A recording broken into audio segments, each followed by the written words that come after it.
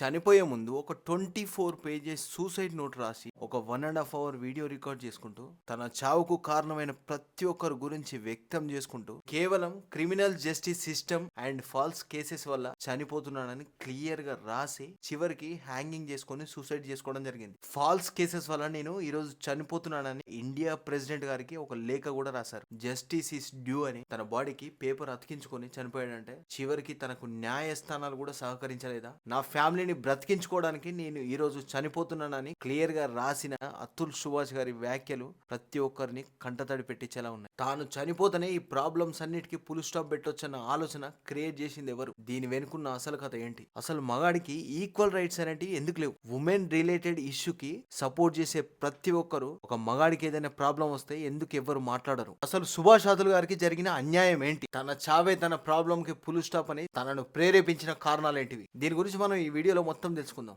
దీనికి మీరు చేయవలసింది కేవలం నా ఛానల్ని సబ్స్క్రైబ్ చేసుకునే వాళ్ళు సబ్స్క్రైబ్ చేసుకోండి. మీరు చేసే ఈ సబ్స్క్రైబ్ నాకు ఎంతో సపోర్టివ్గా ఉంటుంది. అలాగే ఫర్దర్గా ఇలాంటి వీడియోస్ మీకు నోటిఫికేషన్ రూపంలో రావాలంటే కింద బెల్ ఐకాన్ ఉంటుంది. ఆ బెల్ ఐకాన్ మీద క్లిక్ చేయండి. అతుల్ సుభాష్ ఇతను బెంగళూరులో ఒక టెక్ కంపెనీలో వర్క్ చేస్తున్నాడు. మన ఇండియాలో జెండర్ ఈక్వాలిటీ అని అందరు అంటారు, కానీ ఎక్కడ ఫాలో అవ్వరు. లా అనేది ఉమెన్స్ కు ఫిమిలియర్ గా ఉంటుంది, కానీ దీన్ని క్యాచ్ చేసుకొని ఉమెన్స్ చాలా మిస్యూజ్ చేస్తున్నారు. ఎలాంటి ఇష్యూలోనైనా ఒక ఉమెన్ కు వచ్చిన సపోర్ట్ మెన్ కు రాదు. సుభాష్ అతుల్ గారు ఒక మ్యాట్రిమోనీ వెబ్సైట్ లో మ్యాచ్ చూసుకొని 2019 లో మ్యారేజ్ అయితే జరిగింది. 2020లో ఒక బాబు కూడా పుట్టడం జరిగింది. ప్రతి ఒక్క మొగాడు బిఫోర్ మ్యారేజ్ చాలా స్ట్రాంగ్ గా కనిపిస్తాడు. ఆఫ్టర్ మ్యారేజ్ తర్వాత కూడా అదే స్ట్రాంగ్ గా కనిపించాలంటే మెయిన్ ఫ్యామిలీ సపోర్ట్ ఉండాలి. ముఖ్యంగా తను చేసుకున్న భార్య సపోర్ట్ కంపల్సరీ. చేసుకున్న భార్యకి అతన్ని ఇంకా స్ట్రాంగ్ గా చేసే శక్తి ఉంటది, అతన్ని పూర్తిగా వీక్ చేసే శక్తి కూడా ఉంటది. అయితే ఈ అతుల్ గారికి ఆఫ్టర్ మ్యారేజ్ తర్వాత తెలిసింది. అయితే ఈ మ్యారేజ్ మొత్తం చేసుకున్న ఫ్యామిలీ మొత్తం పర్ఫెక్ట్ ప్లానింగ్. మ్యారేజ్ అయిన కొద్ది రోజుల నుండే తన ఫ్యామిలీ అతుల్ దగ్గర నుంచి డబ్బులు అడగడం స్టార్ట్ చేశారు. చిన్న అమౌంట్ కూడా కాదు, లాక్స్ లలో. మళ్ళీ అమౌంట్ తిరిగి రాని పరిస్థితి.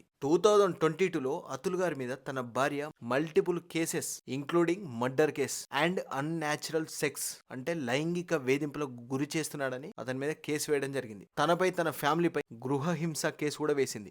తన ఫ్యామిలీ ఇతని దగ్గర నుంచి భారీగా డబ్బు లాగేందుకే ఇంతటి కుట్రకు పాల్పడింది. కేవలం డబ్బు కోసం ఇతని మీద ఫేక్ కేసెస్ పెట్టి చివరికి అతన్ని తనకు తానే సూసైడ్ చేసుకునే విధంగా చేసింది. కేసెస్ మొత్తం 2 సంవత్సరాలు. ఇప్పటి వరకు 120 కోర్టు తేదీలు. ఈ 120 కోర్టు తేదీలలో 40 టైమ్స్ బెంగళూరు నుంచి జాన్పూర్ కి వెళ్లాల్సి వచ్చింది. అతనే కాకుండా తన ఫ్యామిలీ మెంబర్స్ కూడా ఈ కేసులో స్ట్రగుల్ అవ్వడం జరిగింది. అన్ని సార్లు కోర్టు హాజరైనప్పటికీ అక్కడ ఏం జరగకపోవడం, కొన్ని సార్లు జడ్జి గారు కూడా లేకపోవడం, మరికొన్ని సార్లు స్ట్రైక్ ఉందని ఏదో విధంగా వాయిదా వేయడం, ఇలాంటివి చాలానే జరిగాయి. విచారణలో కూడా ఇరువైపుల వాదనలు విని ఎవరో ఒక లాయర్ సడన్ గా కేసు వాయిదాని కోరేవాడట. తన భార్య కింది కోర్టులో 6 కేసులు, హైకోర్టులో 3 కేసులు ఫైల్ చేయడం జరిగింది. వాటిలో హత్యాయత్నం, గృహ హింస, వరకట్న వేధింపులు ఇలాంటివి ఎన్నో. చివరికి అన్యాచురల్ సెక్స్, లైంగిక దాడి ఇలాంటి కేసెస్ లో బెయిల్ కూడా రావడం కష్టం. చివరికి జడ్జి గారు కూడా ఒక 5 lakhs ఇస్తే కేసు మొత్తం సెటిల్ చేస్తా అని అతుల్ గారితో అనడం జరిగింది. తన వరకట్న వేధింపుల వలనే తన తండ్రి చనిపోయాడని ఒక కేసు ఫైల్ చేయడం జరిగింది తన భార్య. చివరికి వీటన్నిటికీ ఫుల్ స్టాప్ పెట్టేద్దామంటే